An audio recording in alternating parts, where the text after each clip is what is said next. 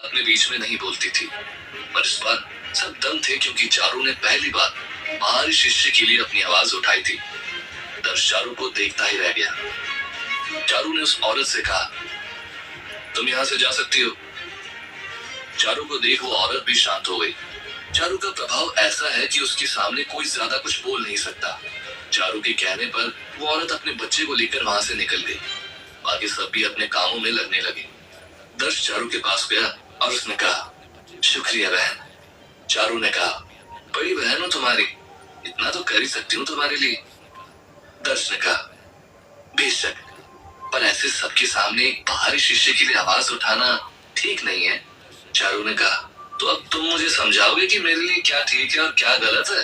दर्श ने मुस्कुराते हुए कहा, चारू तुम मेरी बहन हो, तुमने जो किया वो हमारे भाई बहन के रिश्ते के लिए ठीक है, पर यहाँ फ्लाइंग ड्रैगन स्कूल में क्या होता है वो मुझसे ज्यादा तुम जानती हो। मैं बाहरी शिष्य हूँ और इतने में एक आवाज आती है, और तुम हमेशा बाहरी शिष्य ही रहोगे। चारू और दर्श देखते हैं तो वहां चंद्रन है। चंद्रन, चारू और दर्श तीनों भाई बहन है।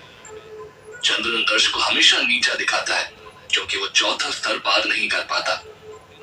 चारू, चंद्रन और दर्श केरला की प्रसिद्ध मलाबार परिवार से हैं। मलाबार परिवार से आज तक काफी होनहार और काफी तेज शिष्य फ्लाइंग ड्रैगन स्कूल से निकले हैं।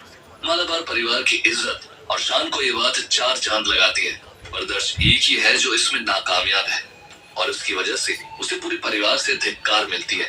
दर्श के साथ सिर्फ उसकी बड़ी बहन चारू और उसके पिता हर मुश्किल में खड़े रहते हैं, पर बार बार नाकामयाबी की वजह से दर्श के पिता का भी दर्श के ऊपर से विश्वास हिल गया था। चारू एक ही है जो हमेशा हर हाल में दर्श के साथ खड़ी रहती है। चंद्रन ने आगे बढ़ते हुए कहा, क्यों, आज तो चारू ने बचा लिया, लेकिन कब तक ये अपमान सहते रहोगे और कब तक हमें भी उस अपमान को अपने सर पर लेना होगा। दर्श ने कहा, भैया आप क्यों अपमानित होंगे। चंद्रन ने कहा, बदनसीबी से तुम हमारे परिवार के जो हो, वैसे तुम्हें मलबार परिवार का कहलाने का कोई हक नहीं है। चारू ने चंद्रन को गुस्से से कहा, क्यों नहीं। दर्श को पता था कि चंद्रन बात कहाँ ले जा रहा था। चारू ने अपनी बात रखते हुए कहा, दर्श चौथा स्तर पार नहीं कर पा रहा सिर्फ इसी कारण वो परिवार से बाहर तो नहीं हो जाता। चंद्रन ने कहा, यह मार्शल आर्ट्स की कला में पहला आना ये हमारे परिवार की एक परंपरा बन गई है और दर्श इसमें नाकामयाब है, और उसमें कोई शक नहीं है क्योंकि परिवार की परंपरा परिवार के लोग निभाते हैं। दर्श तो यहाँ भी बाहरी शिष्य है और परिवार में भी बाहरी है। चारू ने चंद्रन से कहा, चंद्रन बस।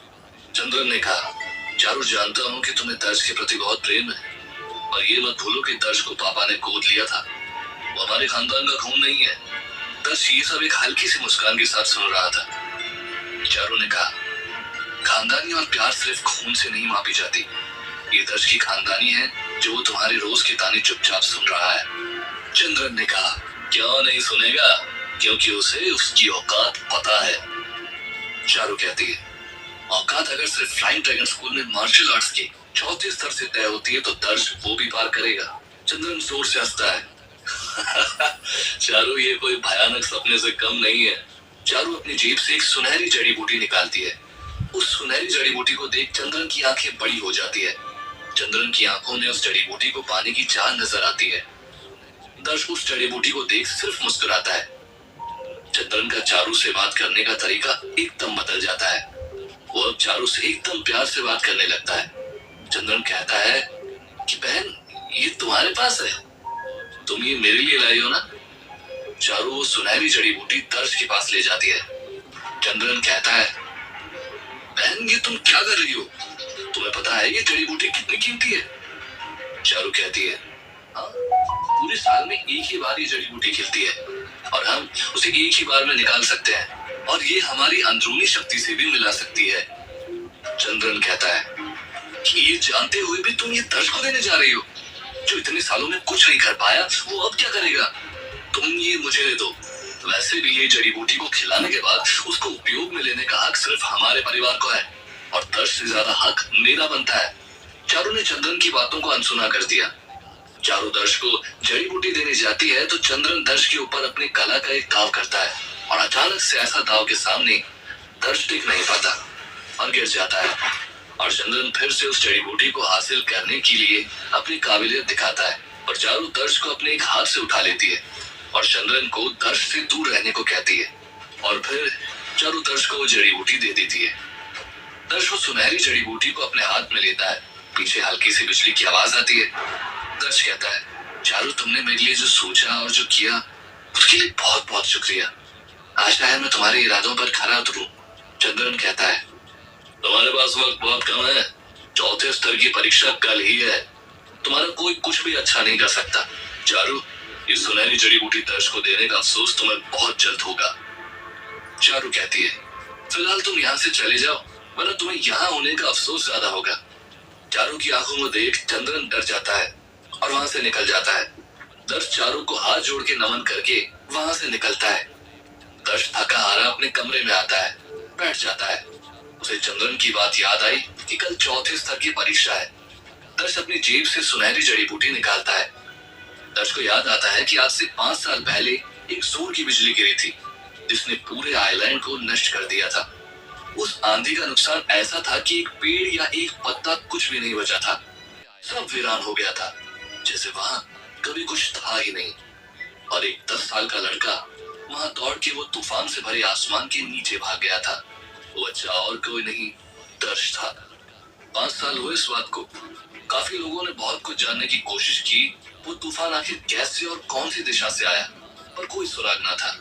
बहुत खोजने के बाद भी कुछ नहीं मिला था। दर्श वो जड़ी बूटी को देखता रहा। उसकी नजर के सामने एक झटके में उसका पूरा दिन तेजी से गुजर गया। दर्श के दिमाग में सबकी कही हुई बातें, सबके ताने उसे सुनाई दे रहे थे। दर्श नाराज होने वालों में से नहीं था। वो ताने, अपमान, चंद्रन का कहा सब याद करके भी उसके चेहरे पर एक मुस्कान थी। दर्श को एक बार के लिए लगा कि ये जड़ी बूटी उसे चारू को वापस कर देनी चाहिए। शायद चंद्रन की बात सच है, वही जड़ी बूटी की काबिल नहीं है। दर्श वो सुनहरी जड़ी बूटी को बाजू में रख के सो गया। अचानक दर्श को हल्की सी बिजली की आवाज सुनाई दी। दर्श की आंखें खुली और उसने अंधेरे में देखा वो सुनहरी जड़ी बूटी एक दिए की तरह चमक रही थी। दर्श उस चमक से अपनी नजरें हटा नहीं पाया। दर्श उठ के बैठ गया। दर्श ने उस जड़ी बूटी को देखा और सोचा कि जैसे 5 साल पहले वो तूफान आया था और उस तूफान से दर्श की जिंदगी में जो बदलाव आया था, शायद ये जड़ी बूटी भी उस तूफान की तरह दर्श की जिंदगी बदल दी। दर्श ने उस जड़ी बूटी को अपने हाथों में लिया और दोनों हथेलियों के बीच उसे रखा। अपनी आंखें बंद करके उसने वो जड़ी बूटी को अपने हथेलियों के बीच घिसा। अचानक उस जड़ी बूटी में से एक सुनहरा धुआं निकला। दर्श के रोम रोम में एक अजीब सा झटका लगा, जैसे फिर से वो आंधी तूफान आया हो। वही 9 रंग की लकीरें आसमान में खिंच गई हो। उतनी ही तेज बिजली गिरी हो। दर्श ने एकदम चौंक कर अपनी आंखें खोल दी। दर्श की आंखों में रोशनी की एक किरण समा गई। दर्श को शायद उसका अंदाजा भी नहीं हुआ। दर्श फिर से अपनी वही मुस्कान लिए अपनी हथेलियों को देखता रहा जिसमें उसने जड़ी बूटी घिसी थी। दर्श के अंदर एक अलग ही शक्ति का प्रवेश हो चुका था, जिसका अंदाजा फिलहाल उसे खुद नहीं था। क्या होने वाला था दर्श की जिंदगी में आगे, जानने के लिए सुनते रहिए।